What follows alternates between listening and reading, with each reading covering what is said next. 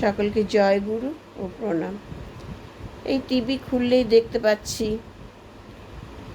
মুখ্যমন্ত্রীর প্রত্যেকটা প্রকল্পের কথা নিয়ে ভালো আলোচনা হচ্ছে, আবার কিছু সমালোচক তারা সমালোচনাও করছে।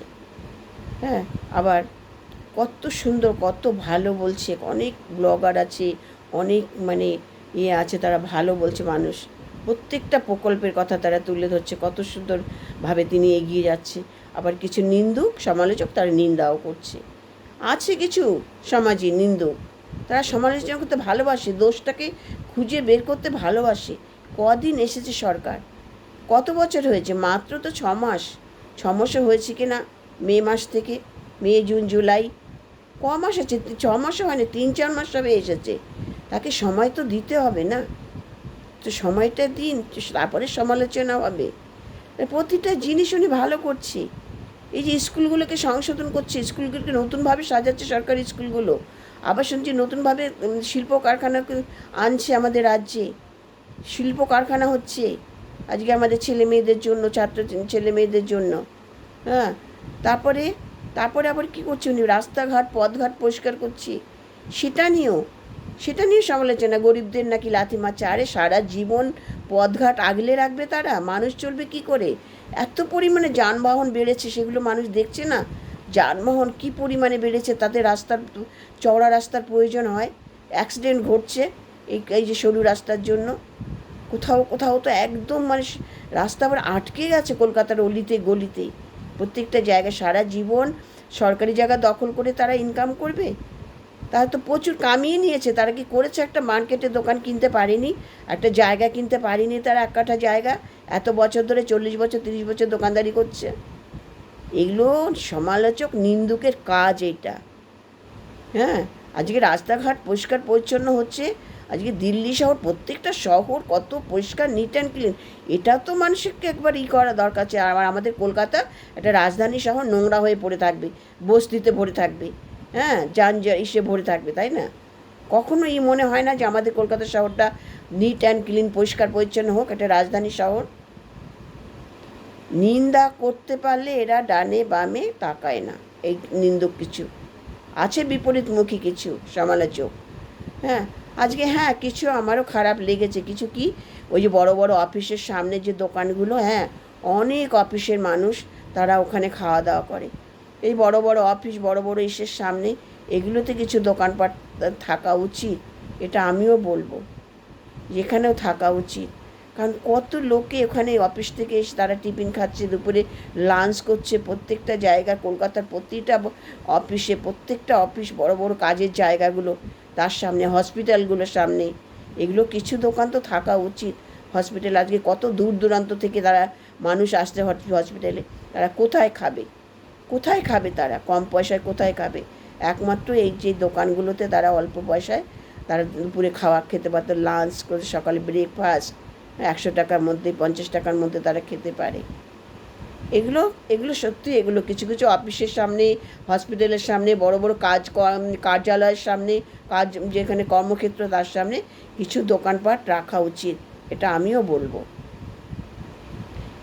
দেখি তো কী পরিমাণে তারা অফিস থেকে নেমে এসে তারা ওখানে খায়, আমাদের নিজের চোখে দেখেছি আমরা। তবে প্রত্যেকটা জায়গা তো এটা হওয়া উচিত নয় না? এই যে রেল লাইনের ধারগুলো, এটা তো এইভাবে রাখা উচিত না। কখন কোনটা রেল লাইনে গাড়ির তলায় চলে যাবে, তখন সরকারের দোষ হবে, হবে। আজকে এত বছর ধরে ওরা আছে, আজকে তারা কি কোনো দিন 1 কাঠা জায়গা কিনে ওখান থেকে যেতে পারেনি? যাবে না। এটা ওদের স্বভাবগত এরা।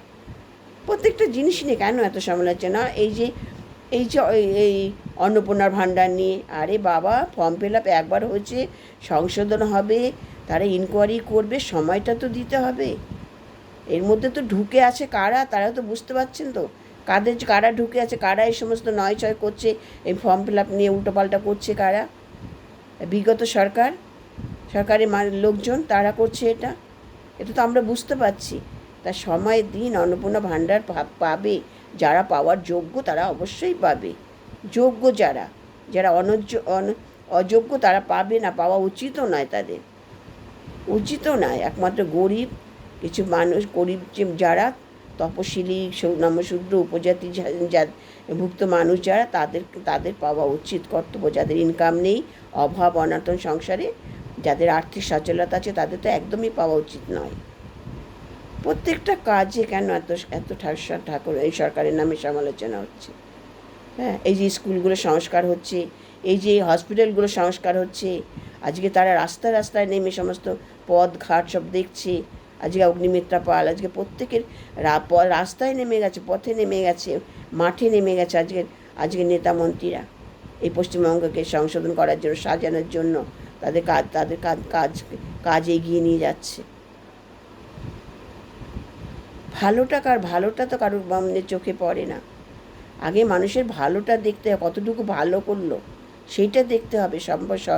সময়টা তো দিতে হবে সরকারকে। আজকে যে শাস্তি দেবে প্রত্যেকটা কাজে, এই যে দর্শনকারী খুনকামারি, শাস্তি তো সরকার দিতে পারবে না। আজ মুখ্যমন্ত্রী কি পারবে? এখান থেকে তো সেই সংবিধানে আইন পাশ হয়ে আসতে হবে, তবে তো শাস্তি পাবে। আমরা যে বলি এটা না, এটা তো কারোর হাতে নেই। এটা যে জজ সাহেব এই যে জজ সাহেব যে শাস্তি বিধান করবে এই হাইকোর্ট ও সুপ্রিম কোর্টে, সেটা তো সংবিধানের আইন পাশ হতে হবে, সেটার জন্য চেষ্টা করছে সরকার। উপযুক্ত শাস্তি তো হবেই। এইসব ধর্ষণকারী, দুর্নীতিকারী, খুনি যেগুলো, হ্যাঁ, চোর ডাকাত, দাঙ্গাকারী, স্বৈরাচারী, এদের তো শাস্তি তো হওয়া উচিত এবং হবে। তার চেষ্টা চলছে, সময় দিতে হবে। সবে মাত্র 3 মাস 4 মাস হয়েছে, এর মধ্যে এত সমালোচনা হলে সরকার কি করে কাজ করবে? আজকে সমস্ত এরা সব রাজনীতিবিদ, এক একজন বুদ্ধিজীবী, এই শুভেন্দু বাবু, এদিকে অমিত শাহ মহাশয়, এই যে প্রধানমন্ত্রী, এদের মজ্জায় এদের রাজনীতির এদের বুদ্ধিজীবী, এরা অভিজ্ঞ দক্ষ, এরা কীভাবে কী করবে এটা তো এদের নখদর্পণে আছে না। আজ আয়নার মতো তাদের সামনে সব কিছু রয়েছে, কোনটার পর কোনটা করবে। আজকে মুখ্যমন্ত্রীর সামনে সমস্ত কিছু তার ইসের মধ্যে ভাসছে, কোনটার পর কোন কাজটা করবে, কি করবে সেটা তো আমরা দেখতে পাচ্ছি না। আজকে এই যে কাঁটা তারগুলো দেওয়া হয়েছে এই যে বর্ডারে, হ্যাঁ, আজকে সব কিছুর মূলে তো লোকসংখ্যা বৃদ্ধি না। আজকে যদি আমাদের ভারতবর্ষে এত লোকসংখ্যা বৃদ্ধি না হতো তাহলে কিন্তু এত কিছু হতো না, এত পরিমাণে হতো না, কিন্তু এত পরিমাণে না। সবথেকে বেশি তো লোকসংখ্যা বৃদ্ধির কারণে। এই যদি 40 বছর 30 বছর আগে এই কাঁটাতারগুলো হতো তাহলে এত বহিরাগত প্রবেশ করতে পারতো না। আজকে 30 কোটি, সেই স্বাধীনতার সময়কালে, সেই 1920 সালে 30 সালে, তখন আমরা বইতে পড়েছি 33 কোটি লোক মোরা নাহিকবুহীন হতে পারি, দিন মোরা নাহিক মোরাহীন, এটা পড়েছি তো আমরা। আর সেখানে 133 কোটি লোক। এবারে বুঝতে পারছি কেন এইসবগুলো হচ্ছে, কেন এত কিছু, কেন এই জলবায়ুর পরিবর্তনের, কেন এই পরিবেশ দূষণ হচ্ছে, কেন এই দুর্নীতি, ধর্ষণ, খুনকামারি কেন হচ্ছে, এটা কিন্তু বুঝতে হবে না। প্রত্যেকটাই সে কাঁটাতার হয়েছে তো এরপরে তো আর বহিরাগত প্রবেশ করতে পারবে না সহজে। তো প্রত্যেকটা কাজ উনি ভালো করছে। এই শিশুদের শুদ্ধ খাবার দিচ্ছে, এই কত সুন্দর খাবার দিচ্ছে, আহার সব থেকে দেখুন। আজকে তারা আজকে বিশুদ্ধ খাবার পাচ্ছে, নিরাপদে খাবার খাচ্ছে, তারা এত সুন্দর খাবার তারা পাচ্ছে শিশুরা। হ্যাঁ, আজকে ইসকনের দায়িত্ব নিয়েছে তারা। হ্যাঁ, এটা তো দেখতে হবে বাচ্চারা কত সুন্দর খাবার খাচ্ছে। তারা কি এই ভাত খেতে চায় না? আমরা তো দেখেছি, আমাদের পাশে স্কুল ছিল, থালা ভাত ঢেলেছে তারা, জলের মতন ডাল, জলের মতন সয়াবিনের তরকারি, একটা ডিম দিয়েছে, তাতে কি একদম সবই। তার থেকে এই যে খাবারটা খাচ্ছে, কত আনন্দ আমরা দেখাচ্ছি স্কুলে, কত খুশি মনে তারা বাচ্চারা খাচ্ছে। ভালোটা কারোর চোখে পড়ে না, শুধু দোষটাকে খুঁজে বের করবে।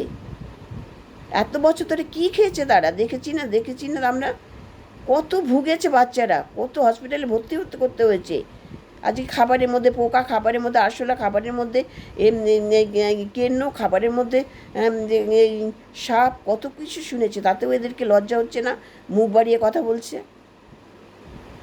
বাচ্চাদের সুরক্ষার জন্য কার চাকরি গেল না গেল তাতে সরকারের কিছু এসে যায় না। এদের স্বার্থর জন্য এরা বেশি প্রতিবাদ আন্দোলন করছে, কারণ এদের নিজেরা খেতে পাচ্ছে না, বাড়িতে নিতে পারছে না লুটপাট করে, হ্যাঁ, তারপরে গোপনে চাল ডাল বিক্রি করতে পারছে না, এরাই প্রতিবাদে নেমেছে বেশি করে। এদের নিজের স্বার্থসিদ্ধি হচ্ছে না, এরা বাচ্চাদের দিকে তাকাচ্ছে। যদি বাচ্চাদের দিকে তাকাতো তাহলে এই কথা বলতো না। এই জন্য মার থেকে মাসির দরদ বেশি। বাবা মারা তো বলছে না এত কথা। বাচ্চারা বাড়িতে খায় না, ডিম খায় না, মাংস খায় না, স্কুলে তারা ভালো খাবারটা আজকে শিশুরা চায় একটু সুন্দর। এই যে লুচি, ঘুগনি, আলুর দম, এই যে পনির, এটা রাজমা, কত সুন্দর খাবার খাচ্ছে, মিষ্টি। হ্যাঁ, এই যে পশ্চিমবঙ্গে কারখানা ফিরিয়ে আনছে, কত ছেলে মেয়েরা কাজ পাবে। এই যে আমাদের পশ্চিমবঙ্গ রাজ্য আজকে পরিষ্কার পরিচ্ছন্ন হচ্ছে, এই যে আমাদের কলকাতা পরিষ্কার হচ্ছে। হ্যাঁ, একটা রাজধানী শহর, এটা তো দরকার না?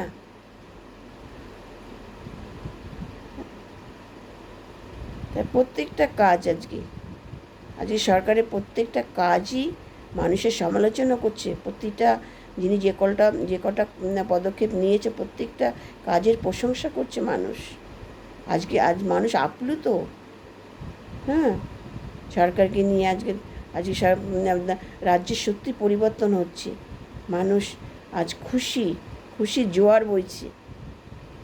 হ্যাঁ, আজকে প্রত্যেকটা যে কোনো এই সব থেকে আমার এই যে একটা মানুষ এত ধৈর্যহারা, এত অধৈর্য হলে চলে? ধৈর্য ধরতে হবে। আজ জুলাইয়ের মধ্যে টাকা পেতে হবে, এই আগস্টের মধ্যে টাকা পেতে কেন?